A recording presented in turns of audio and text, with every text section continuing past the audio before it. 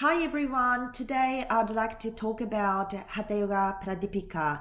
I will briefly explain each chapter of this text. In Hatha Yoga Pradipika, Yama, Niyama, Asana and other topics are covered, but Pranayama is the main. Hatha Yoga Pradipika consists of 4 chapters. Chapter 1 discusses Yama, Niyama and Asana. Chapter 2 discusses Pranayama. Chapter 3 is about Mudra, and Chapter 4 talks about Raja Yoga. The text explains what kind of outcomes will come when we practice Yama, Niyama, Asana, Pranayama, Mudra, and other things. So Chapter 1 is about Yama, Niyama, and Asana. Unlike Yoga Sutra, Hatha Yoga Pradipika describes 10 Niyamas. 10 Niyamas. Yama is something that stops us from going in negative directions. For example, ahimsa is a practice of non-violence. Asteya is a practice of non-stealing. Satya is a practice of truthfulness. And aparigraha is a practice of non-possessiveness.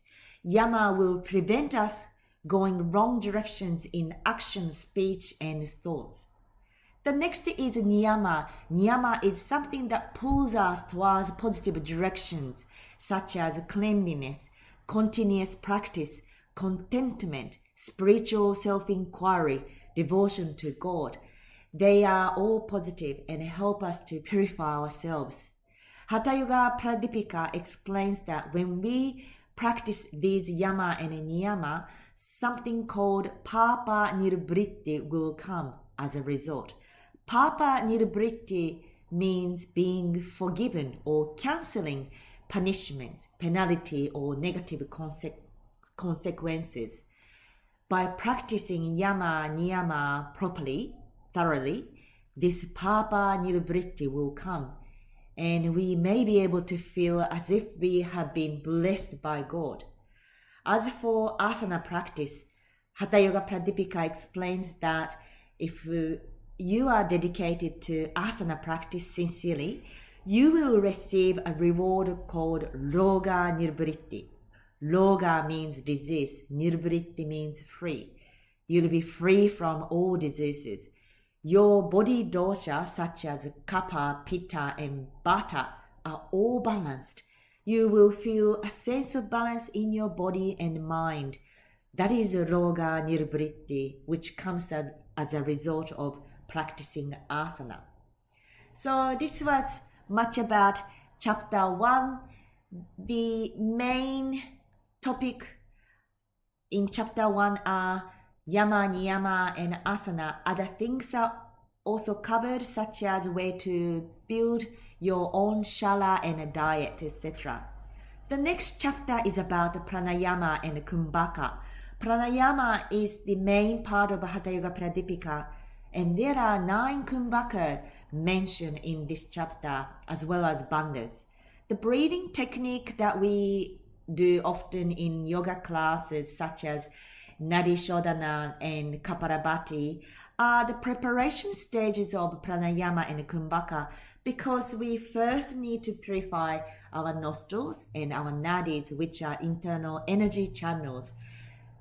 There are 2 main channels called Chandra Nadi and Surya Nadi. It is necessary to purify nadis for Pranayama and Kumbhaka practices. When it comes to Pranayama, many positive effects will come. First, Arishat Varga Nirvritti. Ari means enemies, Shat means number 6 in Sanskrit. So according to Hatha Yoga Pradipika, if you are able to accomplish Pranayama, you are liberated from 6 enemies. These 6 enemies live in our minds. They are called Kama, Krodha, Lobha, Moha, Mada, and Matsarya. Kama is desire or lust. Krodha is anger. Lobha is greed. Moha is illusion. Mada is ego, and Matsarya is envy or jealousy. It is said that even if one of these 6 enemies is in our minds, we are easily affected. The human mind is easily affected by these enemies. For example, if we are angry, our blood pressure will rise, causing illness or stress. One such emotion will easily disturb us. So by practicing and mastering pranayama, all these enemies will be diminished. Controlling prana means controlling the mind because these two are closely connected. Controlling the mind leads to controlling emotions such as anger, desire, greed, and jealousy. This is the effect of practicing and mastering pranayama. You may have experienced that as you practice asana, your breathing becomes easier. You may find it easier to control your emotions a little bit, or you may feel calmer. Even asana has such an amazing effect. The pranayama practice will bring us more, especially when the breath is held longer. Holding breath is called Kumbhaka. By practicing Kumbhaka, we'll be able to control our emotions better. In this chapter, another ability is also discussed. It's called Kaya Siddhi. Siddhi means superpower and Kaya means body. So this chapter describes the supernatural power related to the body will come after intense Kumbhaka practice. I have never experienced or seen anything like this. However, my teacher explained that this is the ability to manipulate the body freely, and it is something beyond our imagination. This chapter introduces different types of Kumbhaka. One of them, which is quite special, is called Kaibara Kumbhaka. Kaibara Kumbhaka is not like inhaling and hold, exhaling and hold. It is stopping the breath naturally. It is said that when you accomplish this Kaibara Kumbhaka, you will have a special power called Sweccha Marana Siddhi. Swa means my own, and Icha means wanting to do anything, and Sweccha means my will. Marana means death. You can control your own death. You can choose when to die, in other words. If you are able to really control prana perfectly, then you can control your life with your own will. So if you want to live longer, you can live longer. And if you want to die tomorrow, you can control your death on your own by releasing prana from the body. It is an amazing power. In Indian philosophy, it is said that lengths of our lives are already determined by karma, by birth. But by doing this pranayama, it is said that such lifetime can be extended. Of course, we cannot change our karma, but pranayama can extend a life more than it was determined by the first karma. In yoga, it is believed that the length of life is determined by the number of breaths. So if you hold your breath longer in pranayama or doing kumbhaka, the length of life becomes longer. If we do pranayama properly, you will experience something very powerful. So yogi who have been training for a long time will be able to get energy from prana in the air or in other forms, like we get energy from food we eat. These people are very good at utilizing life force gained from pranayama and seem to be very active even after a little sleep. If you practice asana regularly, you may have noticed that breathing becomes easier as you progress. You may find yourself not so tired after your asana practice compared to the beginning. It is a good indication, good evidence that your breathing is proper and you are efficiently exchange prana into energy. Another amazing effect of pranayama is the ability to remove dark layers that are covering our souls. Our soul is covered by various layers such as I am this and I am that, many different egos and ignorance. Imagine your soul, in Sanskrit language it is called Purusha, is wrapped with dark layers of ego. It is so difficult to peel the layers of ego, but doing pranayama, the layers begin to break.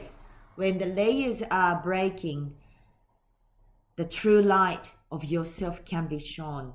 So in chapter 2, many different aspects of pranayama, many different effects of pranayama are discussed, including Arishat Varga Nirvritti, Kaya Siddhi, and Swechha Marana Siddhi, and the ability to destroy the layers of ignorance.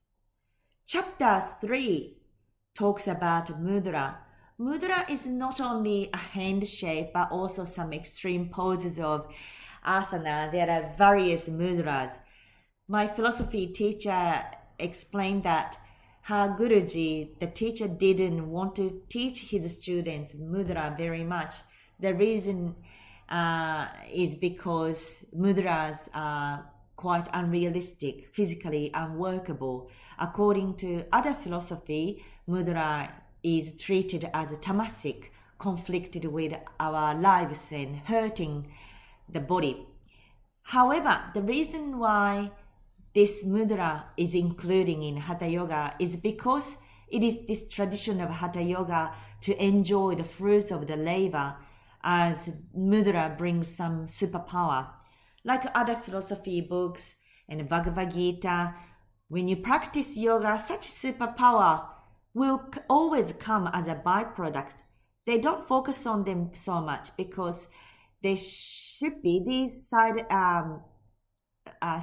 these byproducts should be side menu.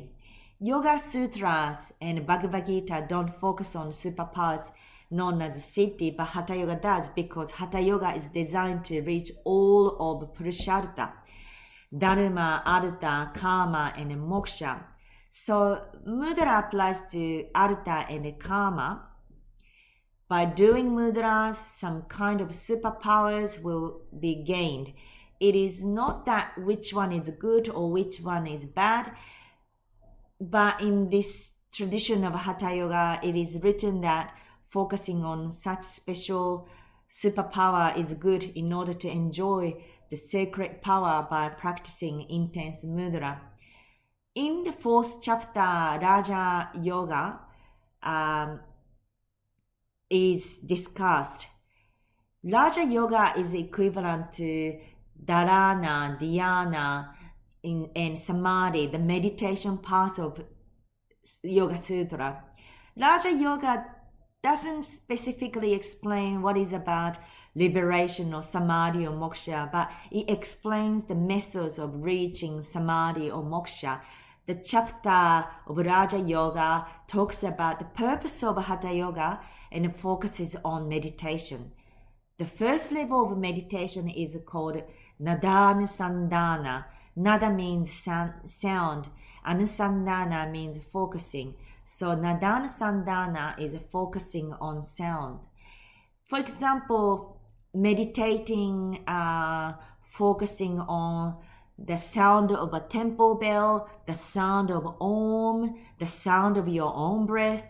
The sound meditation is introduced as the first step of meditation because sound is easy to focus on. It is easy to listen to. That is Nadanusandana. In summary, the first chapter of Hatha Yoga Pradipika is about Yama, Niyama, Asana, and chapter 2 describes about Pranayama and Bandha. The third chapter focuses on mudra and superpower, and the 4th chapter is Raja Yoga, how to meditate. When these chapters are compared with Purushartha, Yama, Niyama, and Asana are related to Dharma because they purify ourselves. Pranayama also purifies our body and mind, and mudra and siddhi, the superpower, are connected to artha and karma, gaining superpower by practicing mudra and enjoy it. And Raja Yoga is associated with Samadhi or Moksha. So you can see by practicing Hatha Yoga Pradipika, you can reach all dharma, artha, karma, and moksha, all 4 aspects of Purushartha that we as a human should reach in our lives according to Hindu culture. In other philosophy books, not all texts talk about Purushartha. For example, when learning Vedanta pursues what is the true self. So if you study Vedanta only, you can only achieve moksha. Mimamsa is another text which mainly focuses on purification. So you can only reach Dharma. According to the commentary, it is not possible to reach everything in Purushartha if you follow these texts. In fact, the reason why Vedanta and Sankhya philosophy do not talk about primary practices such as Yama, Niyama, Asana, Pranayama, unlike Yoga Sutra and Hatha Yoga Pradipika, is because these books start with the assumption that the primary practices have been done. So they straight away pursue what is the true form of oneself to achieve moksha and liberation. In order to understand such texts, there is an unspoken expectation. That is, one has already purified himself and has given up any desires. So if we haven't been purified yet, the first step is to do primary practices. Yama, Niyama, Asana, Pranayama. It doesn't mean that yoga is a lower level. Yoga covers every step to get to the upper level, like explained in Vedanta and Sankhya philosophy. These primary steps are clearly explained in both Hatha Yoga and Yoga Sutra. It is said that yoga is abhyasa shastra, which means that yoga is a practical philosophy because yoga teaches us to improve our lifestyle habit by moving the body with instructions, doing asana, purifying our body and the mind through pranayama with instructions, and slowly preparing ourselves for the next level. One thing I would like to add before I finish is that the commentary mentioned that Hatha Yoga welcomes everyone. Absolutely anyone who wants to practice Hatha Yoga is welcomed. However, with only one condition, which you should not practice alone. Do not practice just by reading books. It is not important to learn from it is important to learn from a competent teacher or guru. It is called Guru Padesha. Guru Padesha means learning from the guru. Practice how the guru shows. For example, in pranayama, if you practice alone, you don't know whether you are doing right or not. You may not get the effect that you desired. You may make a mistake. The worst case scenario is that you may get adverse effect, such as interfering sleeping. If you practice pranayama in a wrong way, it can lead to mental illness. So learning from a guru or competent teacher is extremely important. The teacher can observe your learning. Thank you very much for listening. Namaste.